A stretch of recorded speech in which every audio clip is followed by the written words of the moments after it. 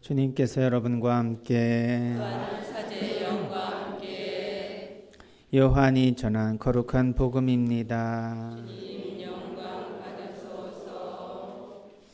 그때 예수님께서는 티베리아스 호숫가에서 다시 제자들에게 당신 자신을 드러내시는데 이렇게 드러내셨다. 시몬 베드로와 쌍둥이라고 불리는 토마스, 갈릴레아 카나 출신 나타나엘과 제베데오의 아들들, 그리고 그분의 다른 두 제자가 함께 있었다. 시몬 베드로가 그들에게 나는 고기 잡으러 가네 하고 말하자 그들이 우리도 함께 가겠소 하였다. 그들이 밖으로 나가 배를 탔지만 그날 밤에는 아무것도 잡지 못하였다. 어느덧 아침이 될 무렵 예수님께서 물가에 서 계셨다. 그러나 제자들은 그분이 예수님이신 줄을 알지 못하였다. 예수님께서 그들에게 애들아 무얼 좀 잡았느냐 하시자 그들이 대답하였다. 못 잡았습니다. 예수님께서 그들에게 이르셨다. 그물을 배 오른쪽에 던져라. 그러면 고기가 잡힐 것이다. 그래서 제자들이 그물을 던졌더니 고기가 너무 많이 걸려 그물을 끌어올릴 수가 없었다. 예수님께서 사랑하신 그 제자가 베드로에게 주님이십니다 하고 말하였다. 주님이시라는 말을 듣자 옷을 벗고 있던 베드로는 겉옷을 두르고 호수로 뛰어들었다. 다른 제자들은 그 작은 배로 고기가 든 그물을 끌고 왔다. 그들은 뭇에서 100m쯤밖에 떨어져 있지 않았던 것이다. 그들이 뭇에 내려서 보니 숯불이 있고 그 위에 물고기가 놓여 있고 빵도 있었다. 예수님께서 그들에게 말씀하셨다. 방금 잡은 고기를 몇 마리 가져오너라. 그러자 시몬 베드로가 배에 올라 그물을 뭇으로 끌어올렸다. 그 안에는 큰 고기가 153마리나 가득 들어 있었다. 고기가 그토록 많은데도 그물이 찢어지지 않았다. 예수님께서 그들에게 와서 아침을 먹어라 하고 말씀하셨다. 제자들 가운데에는 누구십니까? 하고 감히 묻는 사람이 없었다. 그분이 주님이시라는 것을 알고 있었기 때문이다. 예수님께서는 다가가셔서 빵을 들어 그들에게 주시고 고기도 그렇게 해주셨다. 이렇게 예수님께서는 죽은 이들 가운데서 되살아나신 뒤에 세 번째로 제자들에게 나타나셨다. 그들이 아침을 먹은 다음에 예수님께서 시몬 베드로에게 물으셨다. 요한의 아들 시몬아, 너는 이들이 나를 사랑하는 것보다 더 나를 사랑하느냐? 베드로가 예 주님, 제가 주님을 사랑하는 줄을 주님께서 아십니다 하고 대답하자 예수님께서 그에게 말씀하셨다. 내 어린 양들을 돌보아라. 예수님께서 다시 두 번째로 베드로에게 물으셨다. 요한의 아들 시몬아, 너는 나를 사랑하느냐? 베드로가 예 주님, 제가 주님을 사랑하는 줄을 주님께서 아십니다 하고 대답하자 예수님께서 그에게 말씀하셨다. 내 양들을 돌보아라. 예수님께서 세 번째로 베드로에게 물으셨다. 요한의 아들 시몬아, 너는 나를 사랑하느냐? 베드로는 예수님께서 세 번이나 나를 사랑하느냐 하고 물으심으로 슬퍼하며 대답하였다. 주님, 주님께서는 모든 것을 아십니다. 제가 주님을 사랑하는 줄을 주님께서는 알고 계십니다. 그러자 예수님께서 베드로에게 말씀하셨다. 내 양들을 돌보아라. 내가 진실로 진실로 너에게 말한다. 네가 젊었을 때에는 스스로 허리띠를 메고 원하는 곳으로 다녔다. 그러나 늙어서는 네가 두 팔을 벌리면 다른 이들이 너에게 허리띠를 메어주고서 네가 원하지 않는 곳으로 데려갈 것이다. 예수님께서는 이렇게 말씀하시어 베드로가 어떠한 죽음으로 하나님을 영광스럽게 할 것인지를 가리키신 것이다. 이렇게 이르신 다음에 예수님께서는 베드로에게 말씀하셨다. 나를 따르라. 주님의 말씀입니다. 그리스도님 참여합니다. 참 예수님, 어저께 피정 때보다 더 많이 오셨네요. 오늘 새로 피정을 하시러 오시는 분들 미사 참여하시는 것 같습니다. 어떻게 2박 3일 우리 되살림 후원 회원님들 잘 피정하고 가시는 것 마지막으로 이 파견 미사 드릴 때 축복해 드리고 기쁜 마음으로 다시 생활로 돌아가시고 또 다시 기쁘게 만났으면 좋겠습니다. 뭐 불편한 점은 없으셨고 좋으셨어요? 네, 감사드립니다. 자주 만나 뵙기를 바랍니다. 그리고 오늘 새로 또 이렇게 피정 들어오신 분들 진심으로 환영하고 이렇게 날씨 좋은 성모님의 날에 축복 많이 받고 돌아가시는 은총의 피정 되시기를 바랍니다. 오늘 복음 말씀 조금 길었습니다. 예수님께서 세 번째 나타나시는 그 말씀, 제자들에게 나타나시는 그 발현에 대한 이야기와 함께 베드로의 베드로에게 너 나 사랑하느냐 3번 물으시고 그렇습니다 하고 대답하자 내 양들을 잘 돌보아라 하시며 나를 따라라 하고 말씀하십니다. 오늘 복음의 핵심 단어로 또 문장으로 저는 나를 따라라 하는 이 문장을 묵상해 보고 싶습니다. 예수님을 따른다. 그냥 우리가 일상에서 쉽게 듣고 있는 얘기입니다. 그런데 어떻게 따르고 있습니까? 또 어떤 삶을 사는 것이 예수님의 삶을 우리가 따라가는 것입니까? 성직자, 수도자들의 삶이 예수님을 이제 직접적으로 명시적으로 따르는 삶이라면 우리 평신도들의 삶은 그냥 예수님의 삶을 그냥 형식적으로 그냥 따라가는 겁니까? 아니면 정말 성직자 수도자와 마찬가지로 평신도들도 직접적으로 예수님께서 부르신 그 삶에 맞춰서 살아갈 수 있는 것입니까? 나의 일상의 삶은 예수님께서 허락하신 삶을 내가 잘 따라가고 있다고 생각하십니까? 아니면 아직도 발견을 못하고 계십니까? 한번 이렇게 나의 삶에 대해서 예수님을 따르는 삶이 무엇인지를 한번 묵상해 보는 시간이었으면 좋겠습니다. 예전에 우리가 알고 있었던 이야기인데 한번 되새겨 볼까요? 그 존 F 케네디가 생전에 미국의 이제 나사를 방문했을 때 일입니다. 복도에서 한 직원에게 뭐 하시는 분입니까? 어떤 일을 하세요? 하고 물었더니 저는 인류를 달에 보내는 일을 돕고 있습니다 하고 대답했다고 하죠. 그러자 케네디는 무슨 천체 물리학자나 엔지니어나 아니면은 컴퓨터 프로그래머이겠다라는 생각을 해서 구체적으로 어떤 일을 하십니까? 했더니 복도를 청소하는 환경미화원이었습니다. 그래서 깜짝 놀란 거죠. 나는 여기에 청소부입니다 라고 말하지 않고 인류를 달에 보내는 일에 동참하고 있다. 협력하고 있다. 자신의 일에 대해서 다른 관점을 가지고 살아가는 사람에 대한 이야기입니다. 흔히 비슷한 이야기 우리가 많이 들었었죠. 어디에서 이제 공사장에서 벽돌 쌓고 있는 분에게 뭐 하십니까? 했더니 어떤 분은 벽돌 쌓고 있습니다. 또 한 사람은 생계를 위해서 일하고 있습니다. 라고 말하는데 어떤 사람은 아름다운 성전을 짓고 있습니다. 라고 대답을 했다고 하죠.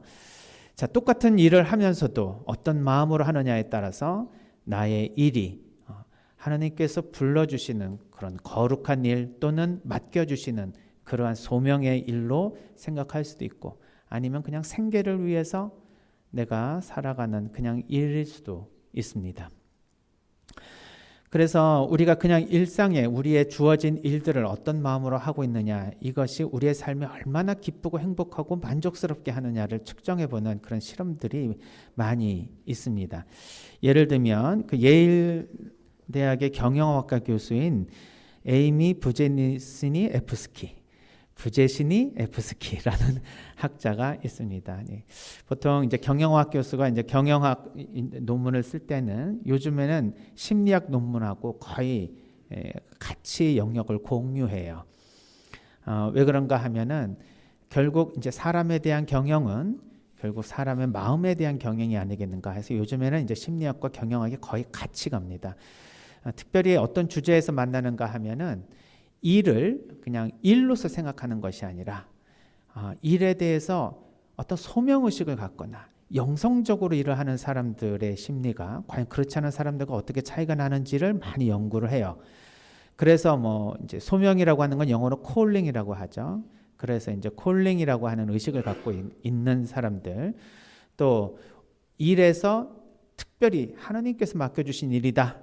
나는 이 일에서 나의 삶의 의미와 목적을 찾는다라고 생각하는 사람들은 이제 영성적으로 일을 한다. 그래서 일영성, 일터영성 이렇게 workplace spirituality라는 말로 표현합니다. 또는 spirituality at work 이렇게 얘기를 하죠. 이 에이미 부제스니에프스키가 미시간 심리학 박사 과정 중에 한 실험이 있습니다. 여러분들도 한번 머리로 한번 같이 동참해 보시겠어요? 여러 직종에 이제 그 일을 하고 있는 사람들을 모아서 지금 이야기하는 A형, B형, C형 중에 나는 어떤 유형의 일을 하고 있다고 생각하십니까? 하고 그걸 선택하게 하고 그 선택한 유형에서 정말 그렇다, 조금 그렇다, 아니면은 아주 전혀 그렇지 않다. 그러니까 이것을 4번, 그러니까 4등분으로 나눠서 아주 많이 그렇다, 어느 정도 그렇다, 아주 조금 그렇다, 그냥 전혀 그렇지 않다. 이렇게 한번 평가를 해보세요. 1점에서 4점 정도로 평가를 한번 해보세요. 자, A 유형입니다. 내가 일하는 주목적은 돈을 벌기 위해서다. 경제적 여유가 생긴다면 지금 하고 있는 일은 결코 하지 않을 것이라고 생각한다. 일터에서의 시간이 빨리 흐르기를 바라고 주말과 휴가를 고대한다. 다시 태어나면 지금의 일은 절대 하지 않을 것이다. 자식들에게는 결코 같은 일을 권하지 않겠다. 자, 요게 A 유형의 일하는 사람의 태도나 자세, 마음가짐입니다. 자, A 유형에 들어가신 분들은 여기에 해당하면 내가 아주 그렇다, 조금 그렇다, 전혀 그렇지 않다, 뭐 이렇게 한번 좀 체크를 해보세요. B 유형은 다음과 같습니다. 현재 하고 있는 일이 싫지는 않지만 5년 후에도 같은 일을 하고 싶지는 않다고 생각한다. 더 높은 지위로 승진하기 위해 지금의 일을 참고 견딘다. 승진이 주된 목표다. 지금 하는 일이 때로는 시간 낭비라고 생각되지만 더 좋은 자리로 가기 위해서 참고 일한다. 네, 이게 B군입니다. 여기 해당하시는 분들도 1점에서 4점까지 한번 매겨보세요. C군은 다음과 같습니다. 지금 하고 있는 일이 자기 삶의 중요한 일부라고 생각한다. 비록 돈을 벌기 위해 일하는 면도 없지 않으나 지금의 일이 자기 정체성을 구성하는 핵심이라고 생각한다. 지금 하고 있는 일을 즐긴다. 자기가 하고 있는 일이 세상을 더 나은 곳으로 만드는 데 기여한다고 믿는다. 자식들에게도 이 일을 권장한다. 이게 C군입니다. A형, B형, C형 중에서 어디에 해당하세요? A형은 생계를 위해서 일하는 유형이고요. B형은 자신의 이제 커리어를 위해서 일한다. 이렇게 볼 수 있습니다. C형은 어떤 소명의식을 가지고 일하는 사람의 유형입니다. 그런데 이제 예측과는 달리 예측은 뭐냐면 이제 A 유형 그러면은 조금 사람이 뭐 쫀쫀해 보이고 C 유형 그러면은 되게 뭐 있어 보이는 것 같고 그래서 그냥 보통 B 유형 정도로 사람들이 많이 몰리지 않겠나 싶었는데 예상을 뒤엎고 A, B, C가 아주 균등하게 나왔다고 해요. 그런데 C 유형의 내가 그런 일을 하고 있다라고 생각하는 사람들이 그렇지 않은 A형, B형에 있는 사람들보다 집단 간 차이가 있었는데 그것이 뭐냐면 자신의 일에 대해서 소명의식을 갖고 있기 때문에 일뿐만 아니라 삶에 있어서도 만족감과 행복감이 높았다는 거예요. 그래서 혹시라도 C군에 있는 사람들이 월급이 좀 많아서 그런 걸까? 라고 해서 전체적으로 월급이 낮은, 상대적으로 낮은 사람들만을 따로 추려가지고 다시 분석을 해보아도 똑같이 급여와 상관없이 C군에 있는 사람들이 훨씬 더 만족도가 높았다는 것을 알 수 있었습니다. 그래서 이제 결론으로는 우리가 행복하고 만족한 삶을 산다는 것은 결국 예전에 제가 강의 때 말씀드린 것처럼 자신만의 일을 하는 것이 굉장히 중요하거든요.